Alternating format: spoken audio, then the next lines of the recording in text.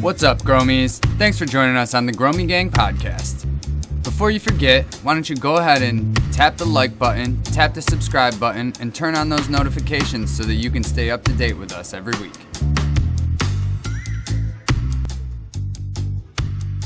All right, welcome back, everybody, to the Gromie Gang podcast. All right, tonight we're going to switch it up, do something a little bit different. We're going to talk about the Three Sisters agricultural method that was pioneered by the indigenous peoples of the Americas. But before we get into the meat, potatoes, and gravy of that, I would like to reintroduce everybody and our guests. First, Cupcakes. How you doing tonight? I am wonderful. It's so great to join you guys. I'm here live from Stock and Stem, where we'd like to support a bunch of you entrepreneurs, and we try to, take care of the community. Oh yeah, they do a great thing over there, man. They pick up a lot of the local business merchandise and all of that, and redistribute essentially, and give it sort of a point of origin to where people can consistently rely on being able to go back there. Right? Nice. Yeah. Very nice. Some people have really, really benefited from it, but it's not for everyone. And you are also a Cornell Co-op Extension Master Grower too, right? Yes. So I was, it was a different experience because we were the only class that's ever done it virtually. It's so much different when you can't be there and do the hands-on learning aspect of things because you're reading everything and then talking about it as opposed to seeing it. So I think it's a very different experience, but it was still very enriching. And it gave me some different ideas about how to do things a little better and differently. And that's really what it's about, challenging yourself to learn something different, So you're familiar with this environment. Am I? I got a question for existence. No, I mean this environment, like the Zoom environment. You had to do it virtually? No? Right? Oh, I have to do it for seminary school all the time. Yeah, all the time. brutal. All the time. Brutal. Yeah. Except I don't do it with this background, so. This is the fun one. Well, from our recent talks, it sounds like maybe you'll be able to. She was so surprisingly supportive. She said, "We are the most open-minded people, Angela. Why are you surprised?" And she was right, Spiritual people really are like the most open-minded. Cannabis. See, actually, my whole reason so I've always wanted to start a church that's basically uses cannabis as part of their religion, like part of guided meditations and our services. Like, it doesn't have to be traditional. Like, we can make something fucking beautiful and different. And that's really what I'd like to do long term, but it's been hard. Well, short term, we're going to help everybody learn to grow, and then we will help you. That's a pretty cool dream. We'll help you get there. Yeah, Mr. Kenny Doohan, our Irish mystic being, how are you doing tonight? Good. How about yourself, man? Doing good, man. Been getting into anything fun? Doing all right? I went to Monster Trucks yesterday with my son, so that was exciting. Out in Syracuse, yeah, that was pretty cool. It wasn't Monster Jam, but hey, it was still some carnage and destruction. So Monster Trucks is Monster Trucks, man. That's good stuff. Mr. Justin, how you doing, buddy? I'm fucking great, brother. How about yourself? I'm doing awesome. I'm over doing here awesome. Ripping on this fucking cone from Hippie Chick Farms, and she just opened up a club, if you will, of sorts in Buffalo, which is pretty dope. It's like a bar, right? Like for weed. It was pretty sweet. Yeah, so snagged one of those while I was there. I'm smoking it now, and I'm pretty lit. But I'm having a great day. Can't wait to talk about the Three Sisters and how it should or shouldn't be applied to potentially growing your cannabis. Growing that cannabis. And Miss Chloe. Oh, no, it's okay. All right. So we're just going to kind of slide. Oh, there she is. Miss Chloe, how you doing tonight with your Tahitian sunrise hair?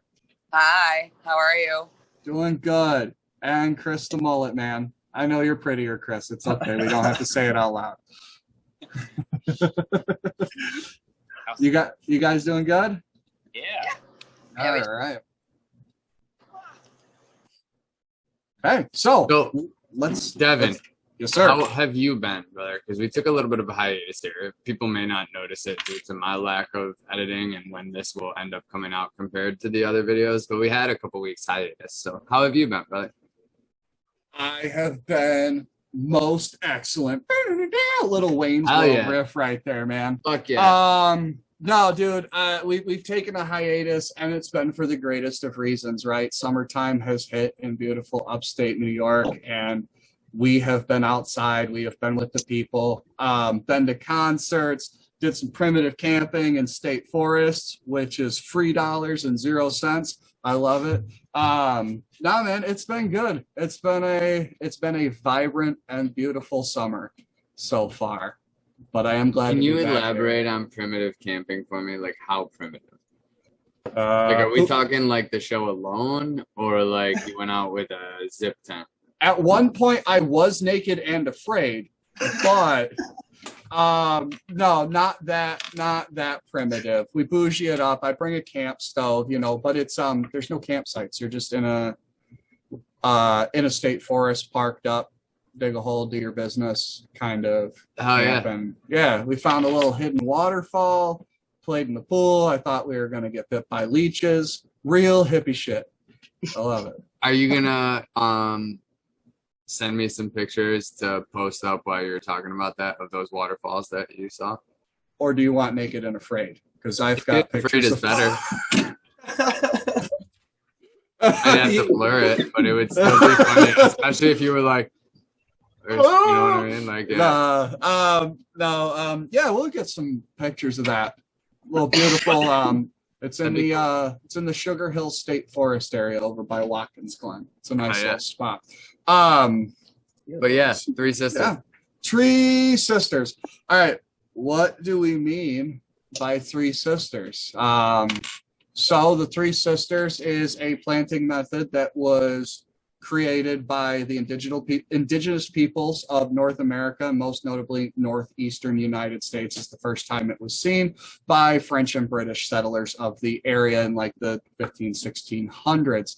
The people we're going to refer to as the Haudenosaunee, which I may have not gotten right.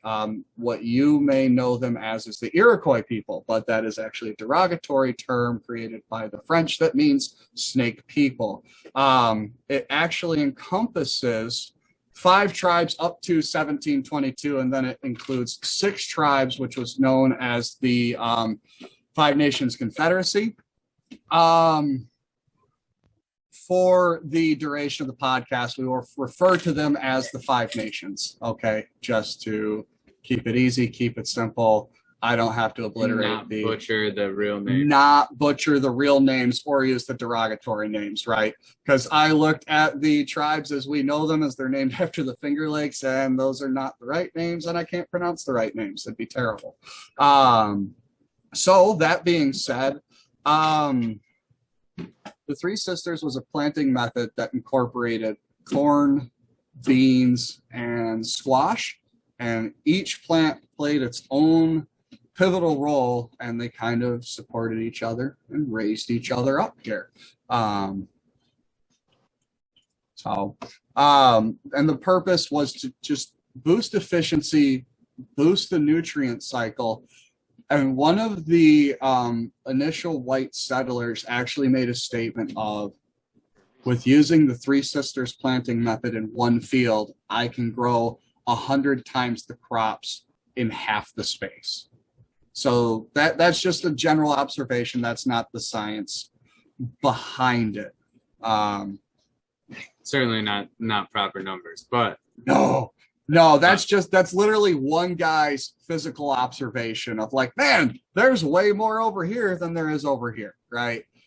Right. No lab data behind that.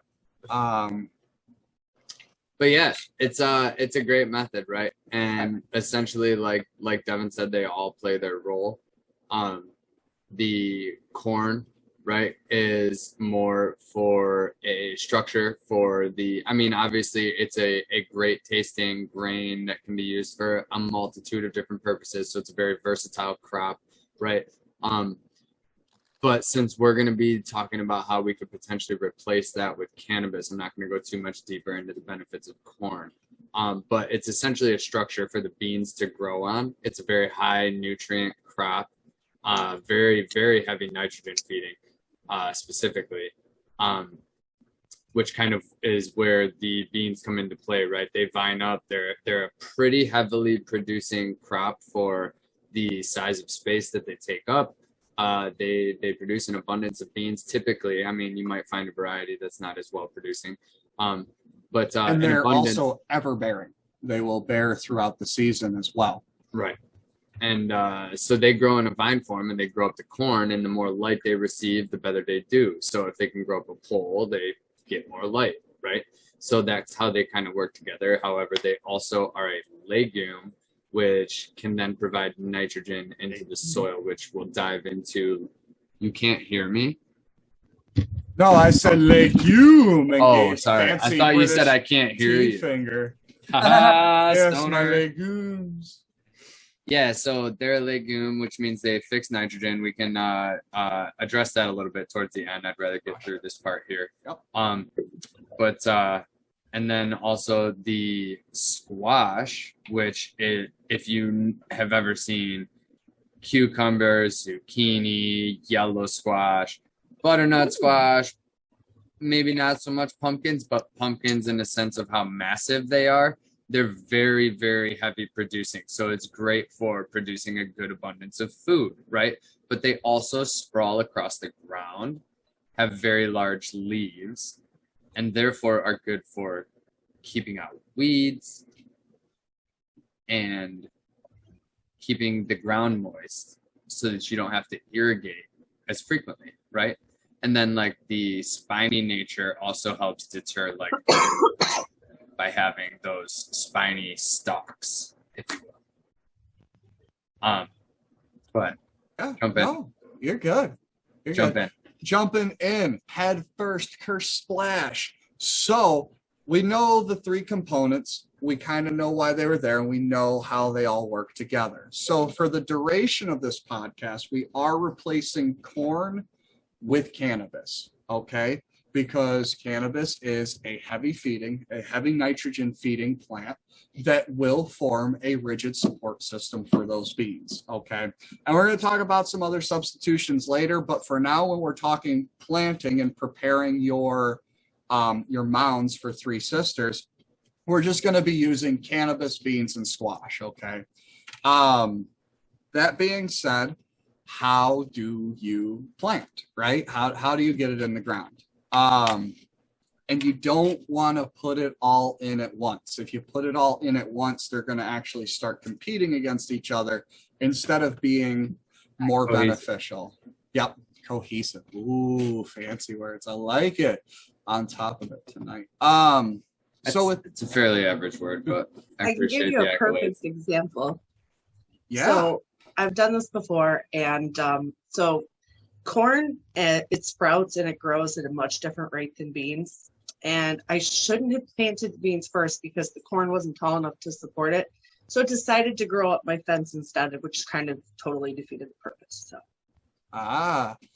Had that fence there, went for that easy food, that easy run. Privacy, right? There you go. And something I kind of want to address as we're moving into this, because it's going to pop right up here.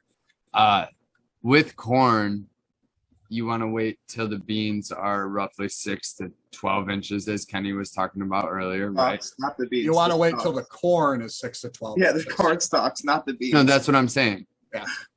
With the beans, you want to wait until the corn is 6 to 12 inches. Yes. There you go. Yes. However, with cannabis, I'm going to wager on the taller side because I don't think it's going to have as sturdy of a stem as quickly, and I think it will choke it out very rapidly. I would agree to that. But absolutely. Let's proceed. I would say maybe like even 18 to 24 inches is probably a safer bet. The takeaway is when you plant anything, you want to plant after the danger of the last frost, right? And that's going to change by zone. Up here in the Northeast, where we're at, that time frame is right around the third weekend of May. last weekend of May is when all danger of the last hard frost has passed. If you're not starting your plants indoors or getting any sort of head start, that's when you put your cannabis in the ground, okay? And you are going to wait to put your beans in until that plant is, we're going to call it 12 to 24 inches tall. Let it have a little more support before you let those beans rely on it, okay? If you're planting outdoors and you're planting more than one plant, try and keep them about 5 feet apart on center, okay? Give them time to open up, give them time to spread. In the Northeast, we have a shorter growing season. 5 feet between each plant is more than enough. For some people who live, West Coast, some of those southern regions as well, with longer daylight hours, warmer temperatures for better parts of the year, and you have a longer vegetative season, you're probably going to want those plants a little bit further apart. But once you got the corn up, it's grown, it's 12 to 24 inches. Next come the beans. And all you're going to do is plant 3 small mounds of 3 to 4 beans around your center cannabis stalk there, okay? And those beans are going to naturally start looking for a place to vine. It's okay. Your cannabis plant is going to be wrapped up in beans. It's going to happen. And that's the support. In theory, it's okay. In theory. I mean, none of us have actually tried this. I know. But we're going to. And it's going to be beautiful. We're hypothesizing about this, right? I've tried it with 2 things, corn and walking stick kale. That's it. And? Well, it works very functionally, but I will tell you, because kale is a brassica, I don't know, there wasn't as much of a balance or a symbiosis with the plants. Like, I feel like they're also heavier feeders, so it didn't have the same added benefit that, like, say, corn and beans do, because they just work so well together, So they needed more feeding. For sure. Okay. Well, corn's typically also throwing like maybe 2 ears per stalk. You know what I mean? So like it's not super heavy on the fruiting, so it doesn't compete heavy for like with the beans and the squash, because they are taking up that PK. And like if you have something, I mean, I don't know that kale is either though. Kale shouldn't be taking up that PK. Anyway. Did you, I'm going to jump ahead slightly, but we're not going to go too deep. Did you use fish when you did the Three Sisters planting? I did fish emulsion. Okay. So I use this fish emulsion, and I use compost tea. I kind of switch it up every time I do a nice feeding, but it works really nice. But they definitely required more feeding than I would say it did when I did the corn. They seem to do well on their own, and they have kind of a like short but sturdy root system, so they don't compete as much either with the roots around them so much as like the walking sticks kale. Its root system was much larger, so it competed a lot more with the nearby plants. So that's one key difference, and I think that'll definitely need to be considered if you're going to do cannabis in that method, because the root systems are just so massive. With its nutrient requirement too, which I saw this even for the corn, people recommend that you actually amend with compost directly into your planting hole when you're planting this method, as well as maybe a fish, right? So the adding compost to the fish, we're getting a little far ahead. There's a reason why you add compost to the fish though, and it's to boost the microbial activity to speed up the breakdown before the plant needs it. Well, yeah, but that's also going to have a huge nutrition benefit as well. Well, not if it's something like leaf mold soil that doesn't have a nutritional benefit to it. It just has the microbial benefit. So one challenge I'd love to give you. So I have never tried it with cannabis. I wish I'd thought about it before now, but have you ever tried any of you the old school Native American method? I'm talking like literally putting fish in the ground below your plant. Yes. Yeah, Yes. I have too. And put a little garden lime on top, let them break down. I mean, I got the biggest tomatoes I've ever seen.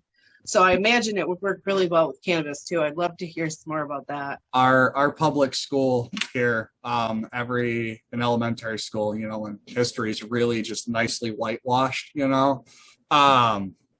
they do go over the method, and it's really cool. In the spring you plant it, and the next year when you come back to class, you go back to your garden and harvest your garden, and then the next class plants in it. It's really cool. It's a fun cycle.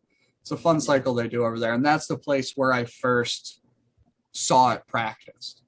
But yeah, so now we've got the cannabis in the ground, we've got beans in the ground, and next comes the squash. Squash. And by squash, this, as Justin kind of made a list earlier, your summer squashes, your zucchinis, your cucumbers, anything really with a vining ground cover, right? Cantaloupes, watermelons. You've got to be careful. I would avoid a climbing squash though, so it doesn't compete with your beans. Yeah. I mean, you can try to direct it away, but it's still going to try to be a pain in the ass. Well, the whole idea of doing this is to have a good yield with less hands-on. So you don't want to be out there retraining vines every day. The idea is that you do this, your garden goes, you're limiting the amount of weeding you have to do, you're limiting the amount of fertilizing. You could do the reverse. You plant a bunch of like bush beans, and then you could grow like delicata squash and some of the lesser, like not quite so heavy ones, and you grow those right up the corn or the cannabis stalks or corn stalks, whatever the case may be. Ooh. Different thought. So many options, so many beautiful options. Wow, freaking genius! My garden's about to be so wild next year. I was just going to be sitting out there. It's going to be like Mr. McGregor's garden, and I'm the bunny rabbit, just eating all the veggies in my cannabis garden with the munchies. It's going to be so awesome. I have some Haudenosaunee skunk beans, like real ones, and I will offer them up to whoever would like to try some next year.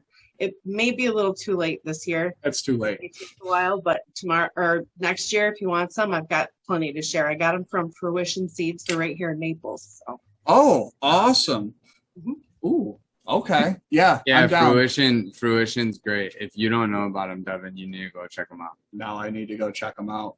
No, it's too late in the season really to try and do anything from seed up here. I don't think the fruit bearing before frost it would catch up. Unless you got a greenhouse. Or crop covers. Better. Yeah. What's that, Chris? There's definitely like climbing, like mat peas, things like that would work better for cold weather. Fair. Fall. Frost resistant plants.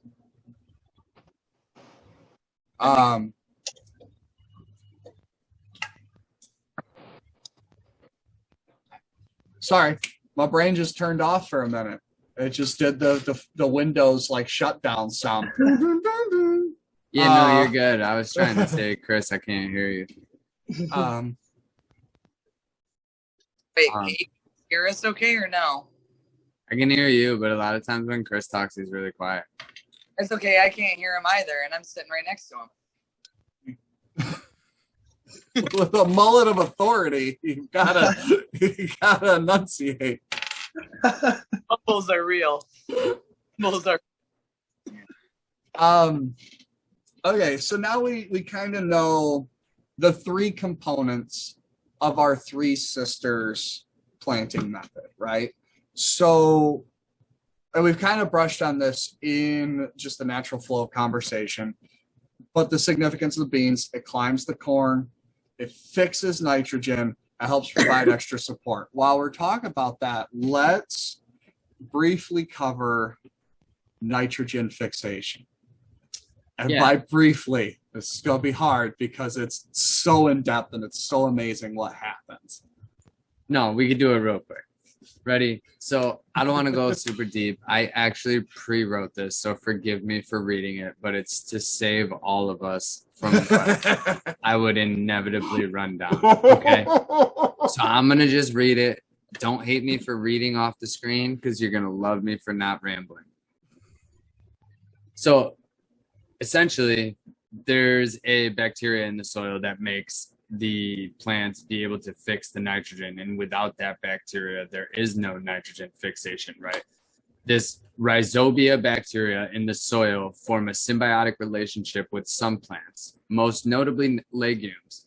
And legumes, if you're unaware, is the family of plants that the beans fall into, and they are the nitrogen fixing plants. There are a few outside of legumes, I believe, that do fix nitrogen as well, but they're fewer and farther between. In short, rhizobia invade the root cells, right? And then while they're in there, they absorb the nutrients and the energy from the plant, essentially kind of parasitic, so that they're able to survive. And then they start to form these little nodules in the roots, right? And at first, when the nodules are forming, they'll be like white, gray, green, and then they'll start to turn like a palish, like peach color to pink. And once they're doing that, you know nitrogen fixation's going on. And those bacteria are providing nitrogen mostly to the plant that they're with, but some of it does leak out into the soil and is then available for the other plants around it. In this case, would transfers through the mycelium network that's in the soil. So that's real quick. We are going to have a nitrogen episode, so we'll dive super deep into the nitrogen cycle and nitrogen fixation then. And by super deep, I mean like 2 episodes. Super deep, not college deep. Don't worry. So that's fixation. It takes nitrogen from the air and puts it in the dirt, and then everybody gets to eat at the table from that, because not every plant can eat nitrogen from the air. That's just and none of them, mostly. None of them, except for legumes. Legumes can take it from the air. No, they don't. The bacteria do, and then the plants get it. That's what I just said. Were you listening? No. Oh, okay. Yes, but I still had you backwards. That's my bad. That's no, you're good. Honestly, we'll dive. I'll do the whole diagram thing with the nitrogen cycle when we go through nitrogen. Okay. But that's awesome. Like it'll take a half hour probably.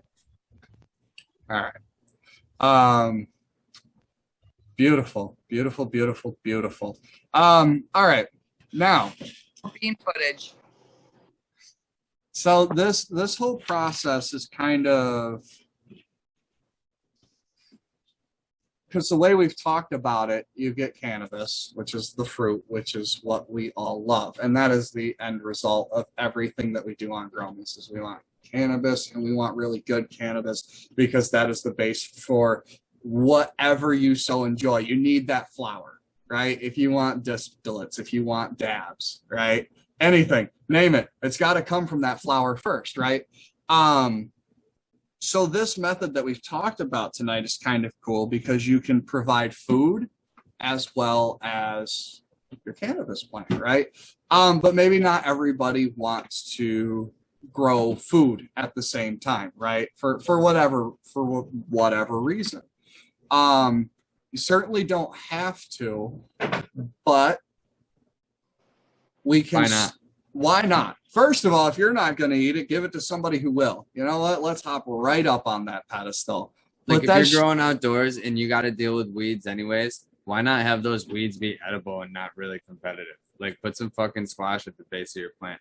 And if it does start being too competitive, switch it up with some of this other shit that Devin will talk to you about in a little bit. And one thing I forgot that we're going to talk about. So we talked about planting our cannabis, then planting our beans, and then planting our squashes. Before we do all of that, we're going to add fish. And this is something that Cupcakes and I was just talking about. Adding fish needs to happen before you plant. Okay, when I talk about adding fish, I'm talking about adding one whole fish, a fish, okay? Kenny. I heard the best fish for fish, like fertilizing, is carp. I can believe that. They're bottom feeders. Exactly. Yep. So if anybody does need a carp, let me know. I bow fish for them. We'll reach out. Yeah, we'll talk. Honestly, because yeah, I can get them anytime you need me to. The bigger, the better, right? Gromy Gang bow fishing experience. Hey, I pull some big ones like 3, 4, 5 footers, like about 4.5, 5 foot out of the fucking Genesee River. So, dude, yeah, they'll feed some stuff. I promise you. Oh, and we can play last one who moves loses. I'm down Are to they a try it. nuisance? What's that? Are they like a nuisance? Yes. So to yeah, some degree. carp, what they do, not to go off subject, but what carp do is they actually are bottom feeders. So they eat other fish species, eggs and all that stuff. So in an overpopulated area of carp, we don't have a lot of population of bass, salmon, trout, any They of that taste stuff. good. No, don't eat a carp, bro. I heard you can smoke them, but I don't know. Why don't you want to eat a carp? And I don't like eat in the fish. fucking Gromy Gang listeners, you just dropped a bomb on them, and they're literally if when we have followers, they're gonna be like, why? I don't Can I eat carp? Tell Why? me. I don't eat seafood. Ask me in the comments, sir, and I'll tell you. Yes, but It's not recommended because they, from what I've heard, right, they're bottom feeders. And They take are eating the literal trash at the bottom of the river, which good for an ecosystem to a point. Otherwise, they outcompete and eat all the eggs, right? Damned if you do, Yes. damned if you don't. But I have heard that everything that's bad for humans is going to settle on the bottom, and those fish are eating all of it. Sans all of like the mercury and next to this phosphorus and everything else that's in all the waters. I've just been told like don't eat bottom feeders. I'm like, I don't even do catfish, and I know that's going to start a fight because I said that out loud. yeah, people love So now catfish. you want to put it underneath your plant? It's The principle of Jadam is that which is not good for humans can still be good for plants. yes. It's eating the gross stuff on the bottom that you as a human.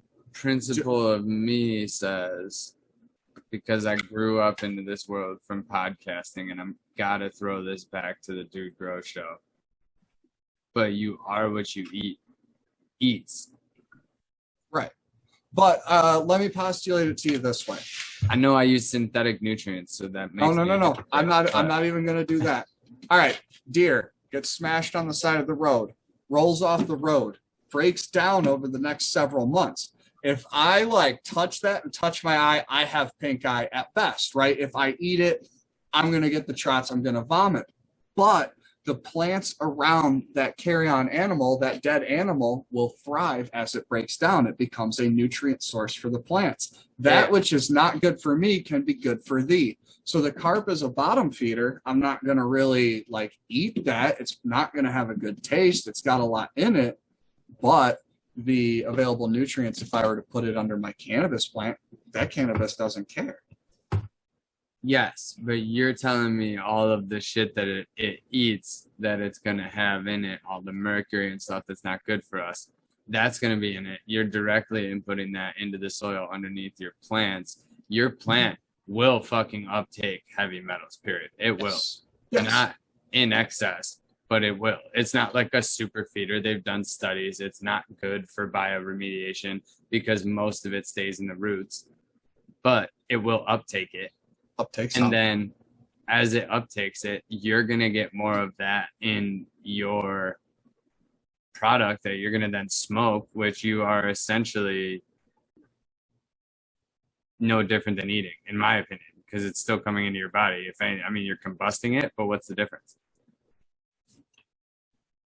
I mean, you'd be like, let me light up this mercury cigarette. But I wouldn't smoke. Well, I wouldn't smoke kelp, and that has the same thing. Anything that's water derivative is going to have that in it. So anybody who's Yeah. using a natural fish emulsion, that's going to have those metals in it. Those metals are everywhere, and there's not much that you can do about it to a point. Yeah, I agree. That's going to be in every oyster shell crab meal, right? It's going to come out of the water and attach to that organic nutrient. Yeah, so let me be honest. I was just playing devil's advocate to my own original stance, because when you were first talking and said don't eat the carp, I was thinking originally if it's a bottom feeder, it's getting all that decomposed shit and it's probably full of fucking nutrients. Like they're probably really nutrient rich plants or fish plants. But going makes off the sense. mercury, you're not allowed to eat a lot of the lake fish either because of heavy or mercury fucking levels. I don't eat fish. Well, they'll To be tell you if clear. you eat too much tuna, you'll get mercury Yeah. poisoning. No. It's not really just like any fish, no matter what's gonna have mercury in it because it lives in the water. It's simple. But I don't eat seafood, so I don't have that problem. Me neither. So going You back know to why? your- Because dilution is the solution to pollution, and that's a legit environmental science saying. Dump it into the water, eventually it'll get to a safe level. Well, eventually that water's not going to be safe, so like Eat Rocky Mountain oysters instead. I like seafood. Me too. I have a kill switch. it shows. Just kidding. No, Kill- seafood is a kill switch for me, literally. Oh, you eat it and you die? Yeah. Yeah, I have the huge shellfish allergy. Just like my Yes. dairy. Yeah, me too. Yep. I carry my EpiPen. You could touch it though? No. Nope. Wait, so I why do you can't want a even carp do from the Kenny? same. Say what? Shellfish. Carp isn't shellfish. It's only Oh, shellfish. I thought you said Like, seafood. I can eat yeah, it is seafood, but I can eat anything that doesn't have a shell.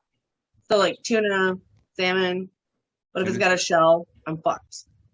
Tuna's the only fish out. Well, that's not true. I'll eat perch too. Anyway, we're way off topic. We Back to growing meat. kind of joke. So pick your fish. Understand that there might be bad stuff in it. And if you're growing organics, sadly, every aspect of organic farming has been intruded on and permeated by humans. Right? That's a fact of life. I truthfully don't. This could probably work, but I just want to be clear that like I don't think this would be lucrative with cannabis plants. Like maybe if you switch up the cover crop method, maybe you'd be okay growing beans on it. But like I really personally wouldn't put anything there that's going to be competitive, especially for my phosphorus and potassium. Like, So what about some companion plants? What if Right. we replaced so for instance, I don't know if you guys ever use these, but marigolds, they attract spider mites. So if there's any in the region that are going to attack your plants, sometimes as a preventative method, you can put those nearby. And if they're in the area, they're going to get there first. So it'll at least give you a bit of a heads up. They're particularly bad in my area here in Canandaigua. You see them literally everywhere. So it's almost guaranteed if you're out here that you will end up with them at some point if you don't already. So it's a nice way just to catch it early. So nitrogen fixing, because we're taught like no. I know that they're not nitrogen fixing. Oh, with companion planting to meet the requirement of nitrogen fixation and weed suppression, right? Because we don't need food. That is where the cannabis cover crops that have been kind of made by different companies can come in, where for nitrogen fixation you use vetch and alfalfa, variations clover. of clover, alfalfa, sometimes soybeans or lentils. For your nitrogen fixation, they also don't grow tall, so they're not going to outcompete your cannabis plants, and they shade over, which means that they're going to prevent weed growth around the bottom of your plants, as well as retaining that moisture in the soil. So And the their roots aren't crazy deep. roots aren't deep. They're non-phosphorus, non-potassium demanding plants, but just going to leave more available for your cannabis, right? And that's what that fish also adds is calcium, magnesium, phosphorus, potassium, nitrogen. So that's your compost without actually having to build a compost pile. Iron. Now, Iron. are you using garden lime on top of the fish to help break it down and hide the animals from digging it up? Using leaf mold soil to get it going. Okay. And I mean, any sort of biodiverse, anything that you got would help. I mean, if you were to take a bunch of maybe grass clippings, just regular leaves, mulch, and dump a compost tea on top of that fish as well before you bury it. It would probably work really well with some bokashi. Bokashi would be beautiful. Hell, fill the pit with bokashi and skip the fish. No, fucking put the fish and put the bokashi and then do it, and that should all leak down into deep soil, and then your roots will keep growing, and you'll get massive plants. Are you talking about just adding the brand that's microbial dominant, or the actual bokashi compost? The compost. What is So then you get your immediate and your slow release as the fish breaks. Hold on, Justin. Hold up. All right, bokashi is a composting method that will allow you to not only compost plant matter, but also dairies and meats. It's a Korean-style composting that relies on an inoculated rice bran. You can use oat sweets, so a carbohydrate that will hold on to your microbiology, and then you keep it in an airtight bucket. It's an anaerobic decomposition process that allows you to decompose meats and dairies as well as normal plant matter in like 2 weeks. Yeah, and it involves bacilli, it involves purple non-sulfur bacteria, and then there's one other inoculant that they like to use that I can't remember. EM1. EM1. Thank you. So, question for you, Devin. Mhm. And I'm sure the other the grummies are out there are going to have the same question too. How deep would you have to put your fish? Okay, this says about 1 foot to 24 inches. I'm of the notion of going a little bit deeper. Yes. I want to go 24 inches down. As Cupcakes was talking about, you don't want animals digging it up. Yep. Right? Like, that's going to be a bummer if a raccoon just comes up and digs your shit up before you even get Not a shot. just raccoons, feral cats. Let me tell you, they've dug up several of my fish under my tomatoes. It was terrible. So, if you're growing cannabis outdoors, you really should have a cage around that plant anyways, because there's an abundance of things that love to eat it when it's fresh and supple. Yep. Baby plants get annihilated. Just to be clear. And I'm not an outdoor grower. Not but a tomato I have tried cage. to be a few times guerrilla style, and every single one of those times, I like just dropped a plant in the ground, like somewhere in a hidden area, and within 2 weeks, it was eaten. Every single time.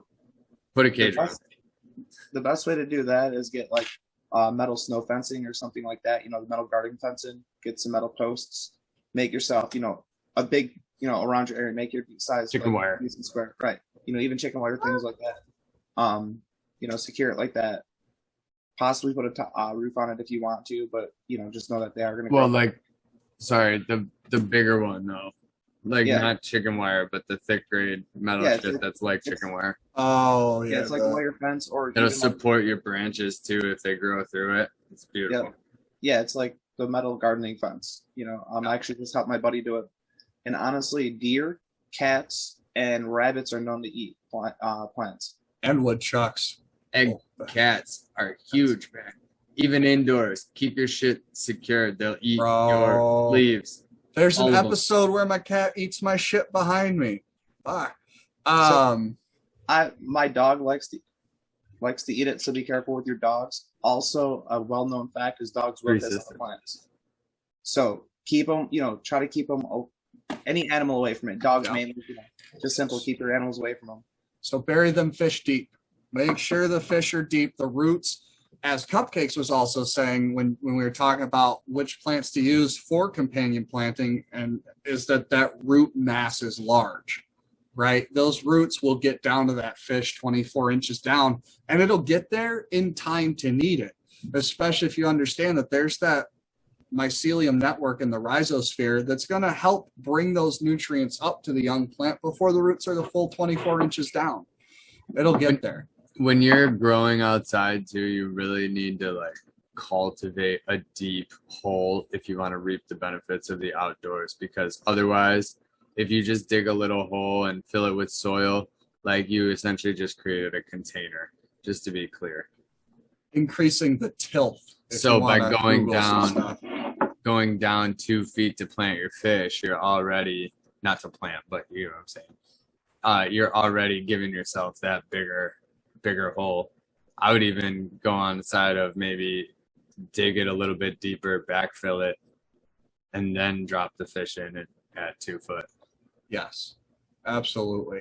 It's hard for me to remember stuff like that. It's awesome that you do. Just my outdoor gardens are well established. Yeah. You know what I mean? I can get a solid 12 to 18 inches down by hand. Like I don't need a shovel to break up the soil. So I forget about, you know, you got to break it up, backfill it, put your fish in, and then, you know, get your plant And ready. if it's real bad, you should amend that shit, but we'll do an episode on that later. Yeah. Increasing soil tilth would definitely fill that for sure. Anything else? Any questions on Three Sisters? I think we kind of hashed out the nitty gritty on it. We will be doing a side-by-side next year. Right now I'm doing the Jadam. So next year will be a side-by-side of the Three Sisters only with Jadam. We'll compete them. So that'll be fun. That'll be a good time. So other things to think about with the Three Sisters, right? Especially if you notice, it's probably not the same family, but it will probably provide the right environment. That would then mean every squash I've ever looked at has powdery mildew. Like I said, it's probably a different species and probably doesn't infect your cannabis. But that probably means that squash provides a pretty fucking good environment for it. So it's going to be real close. And if those spores that do infect the cannabis are around, it might hit your stem down there that are below the leaves. And since you got the beans growing up it, those are going to shade your whole stem all the way up. You're going to increase your chances of botrytis. To be honest with you, I just wouldn't fucking do this. Like, I'm down with growing cover plants, but like I personally am trying to rip off enough of my cannabis plant to make sure that it gets enough light. Like, I don't need it competing with anything else. And if you're like me, you probably grow a tree. Outdoors, you're probably going to grow a tree. Right? So this cannabis is not going to act like corn to where the sense that these beans are going to actually get light. If we're just calling it what it is, right? Like, it's going to bush out regardless. Even if you grow a stick, you're going to have a couple bushy just coming out, right? It's going to block all your fucking light that your beans could get. You're not going to have any beans, or maybe you will, but they're going to be significantly reduced as compared to the corn. And I don't know. I just feel like this is probably not a good move. It seems like a pathogen fucking nightmare to me. But companion planting with like alfalfa and clover and shit like that, like we were talking about, sounds like a beautiful episode for the near future to talk about its importance.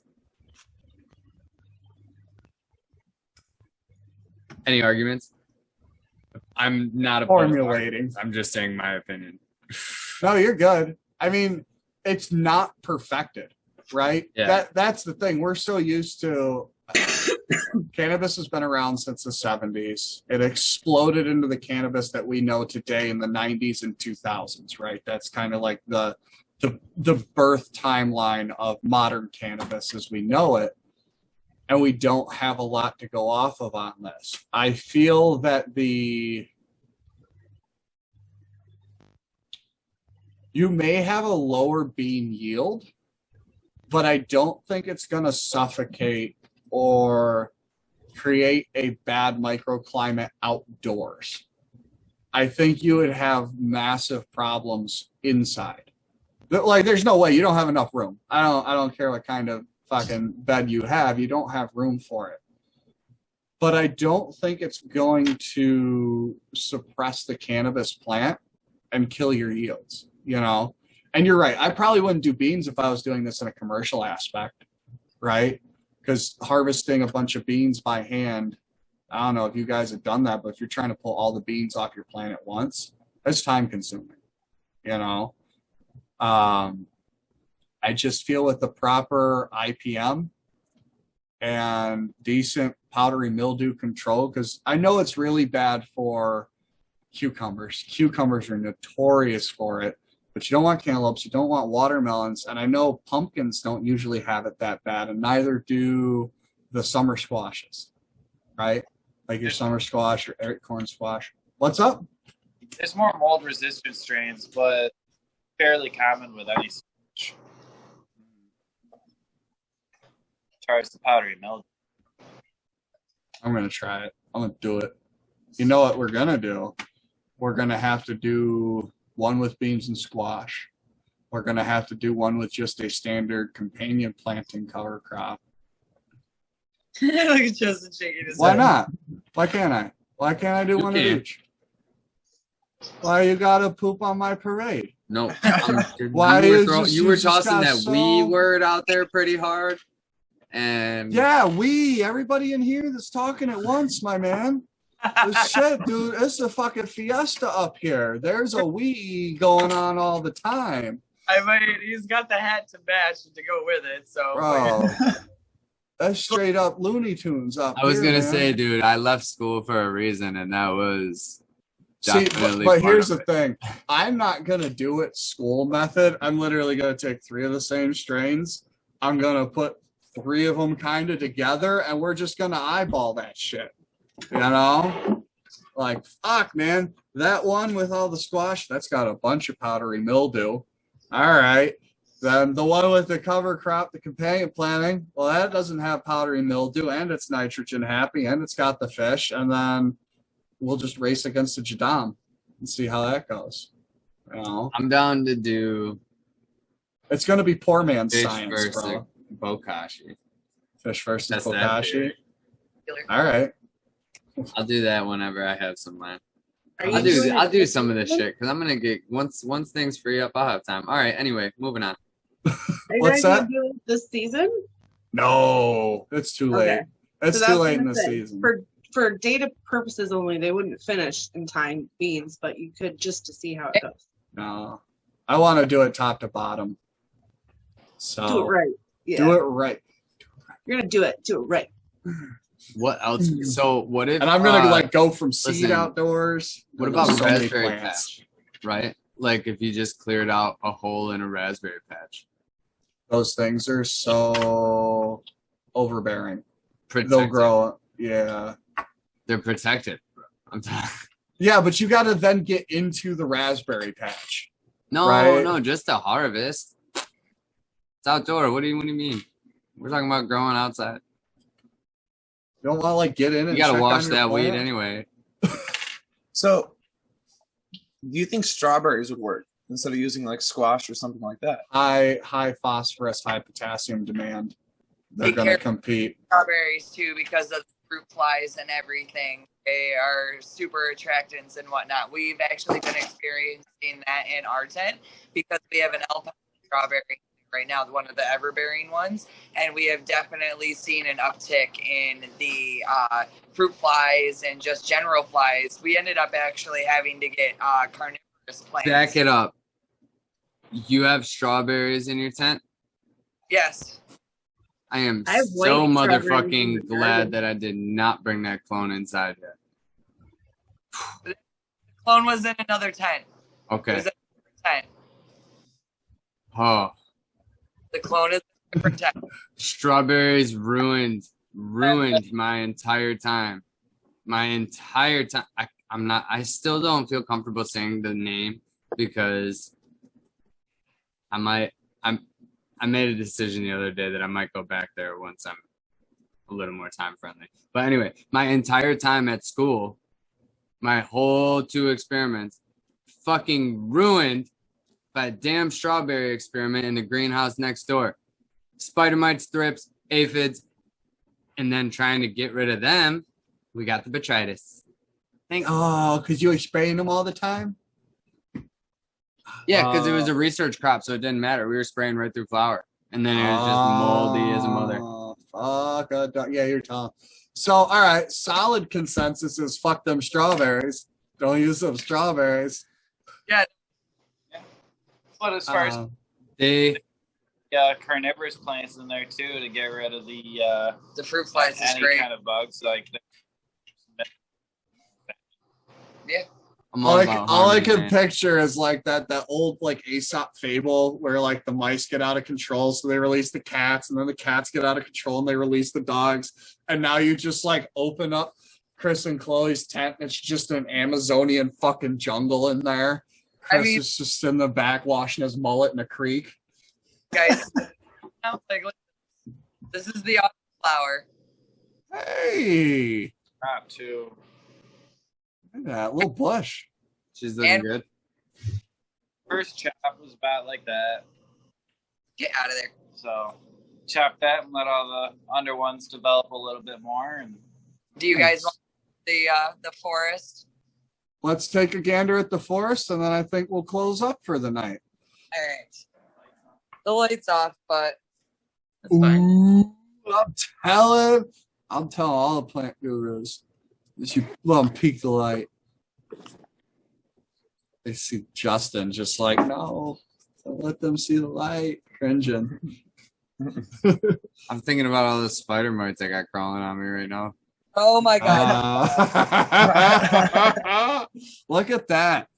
That is a gorgeous guy. Oh, they're all sleepy. Little sleepy leaves. And it's quite warm in there right now. So I just had to lower my space by 4 degrees. but yeah, they're doing pretty well. Sure. Wish I had that ability. I I had to invest in the AC part of the HVAC. all I did was change. You saw the thermostats that I got chilling, right? I think so. Okay. Oh no, you didn't get a chance. You didn't get a Yeah, chance. I don't think so. So I've got a thermostat hooked to the exhaust and intake fans. So I changed the temperature on that so my intake fan runs more, and I was able to drop it 4 degrees because I'm running a new set of testers from Upstate Organic Seeds, and they are high temperature sensitive, it turns out. Whoa, name So- drop. Oh, dude, Upstate Organic Seeds. Whoa, is name the drop. Shit. Fire. It's all good. Check out the Gallo Blanco Farms Fire. Instagram for I actually did a full review, and it covers a grower's review and a smoker's review of the strain with quotes from people on this screen. So, it's unbiased. It's fire. It is fucking amazing. Flower City Fog. Obviously, Yeah. fog. If you can It's get good as those fuck. beans, get them. I don't know Yes. if he's releasing them or what, but when I they're don't- released, get them. I will let everybody know when they are released. I am working on Orangeman Crush right now. And we'll see what they do. We'll see I'm what jealous they of do. you, man. You know how much money I've spent on seeds over the past years? And you're just getting fucking fire genetics dropped on your doorstep. Yeah, that's a shout out to all you bean companies. Start dropping genetics on my doorstep. What Don't be fucking shy. Right, you can drop into any of our mailboxes. We fucking Yeah. we appreciate it. I guess I'll try your organic inputs. Also, I guess. shout out Barn Blazers. You know what you did. You know what you did. Yes, Farm Blazers. Damn, everybody's on that. Now I'm missing out again. Dude, I gotta Right? go That's out what I'm on saying, Devin. weekends. Shit. I go to a monster truck show and I miss out. Bro, you didn't Oh, miss today out was on good. shit. Monster truck show. Everybody's shows today were awesome. I wish that I could have made Canna art yesterday. I heard that was a good show.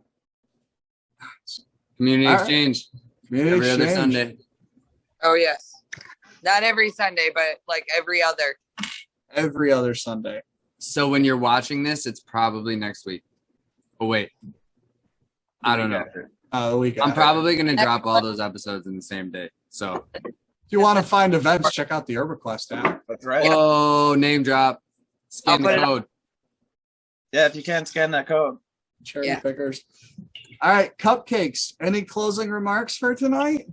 Oh, you guys have been such a pleasure. You're so knowledgeable. Listen, I rarely get to learn something from somebody else, so it's such a pleasure to be around people that really know and love what they're talking about. I love Lee. Thank you. Thank you for Yeah, being I'll do here tonight, too. Oh, That's- it's a pleasure. Thanks, guys. Chloe, you got Well- anything? No, I'm good. Vibing, got good autos. Mr. Doohan, which way do I look? This way. This way. I'm up for you right now. Hey! Listen, no, it was a pleasure talking to you. I'm definitely going to check out the shop out there. You know, definitely interested in that. We'll be talking more this week, for sure. You know, At Stalk and Stem. yes. What is that? Another name drop? Yeah. At Rachel, Stalk come here. All right, Rachel, stop. come here. Stop on out to Stalk and Stem. They got fire genetics for you to grow, fire genetics for you to smoke. Whatever you need, hop in there. You'll get it indeed. That's right. That's right. I'm Oh, excited it's to a go check them out. pepperoni. It's Also, a pepperoni. Am I allowed to say your name? Because it's been rough here and I'm calling you Cupcake all night. Yeah. You just had Of course. AP there, so I didn't know if we weren't calling you Angela. So Yeah, no, it's fine now. Oh, Yeah, you should so- have. Yeah, it was hard when I was in seminary school at first because I was so nervous that I'm on a scholarship and I was really worried that she'd find out and like take it away. And she was so cool about it. So honestly, I can be whoever the hell I want now. So Okay, please correct us then before we're an hour into the show and I've just been calling you Cupcake. Like, Well, it's I thought some it was weird fine. ass. I mean, actually it's my fine. husband. Well, here's my partner, Rachel. Come here, Rachel. Come to Stock and Stem and see Rachel or me. She's the one who's usually here the most, but sometimes you get Hi. Rachel. I fell asleep on the floor. Hey. All right, rock on, man. That was a good joint. I smoked We were way tired. too much. Shout out Weedster Bunny. Yeah, that Yeah. Weedster Bunny, man. Oh, the MSG was just So good. so I want to good. get him on here if it's that fire. I got to find out how he grows. I'd love to just have Yeah, an episode like definitely. the That Weedster thing- Bunny knows how the Weedster Bunny grows. That's what we'll title it. We're coming in. Yeah. Ooh. Yeah, the hype is real, honestly. Whoa. Angela Damn, says the that hype mic is is real and then it's right. fire because Because we're hyped I've tried up. her tincture Yeah, and yeah. if you haven't, you should too. Just bring a chaser. Yes, please. Just give things a lever, I promise. Yeah. But yeah, thank you guys so much for coming out. Angela, if you want, I would like to extend an invite for you to come share your knowledge in the future. I think so. And it'll just be the same invite link. I'll resend it to you on your email. And for all of you Gromies, thanks for hanging out. Sorry for listening to us banter here at the end, but you know how we do. We get a little rambly. We tried to rein it in for you tonight. Hopefully that was good. Let us know in the comments what you think about the change. Do you like us freaking how we were rambly before, more like we were just shooting the shit? Or do you like the more educated format? We personally want to bring something that's more educated to you, but if you're not going to listen to us when we do it, we'd love to know. But we like being educational. So Yeah. please let us know what you think. And until then, the grow don't stop here. here. Oh, by the way, that's our tagline. See you next time. Bye.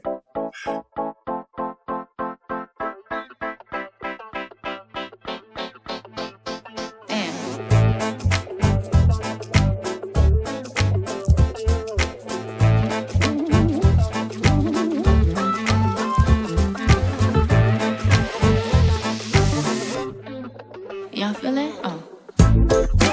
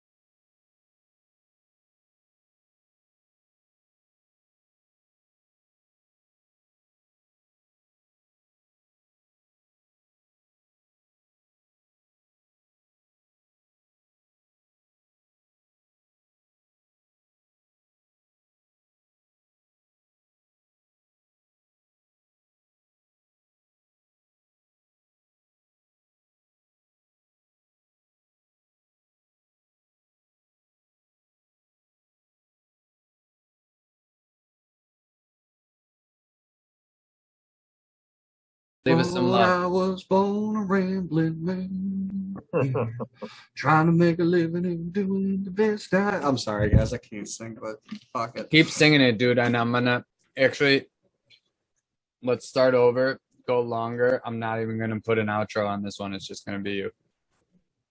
Lord, I was born a rambling man.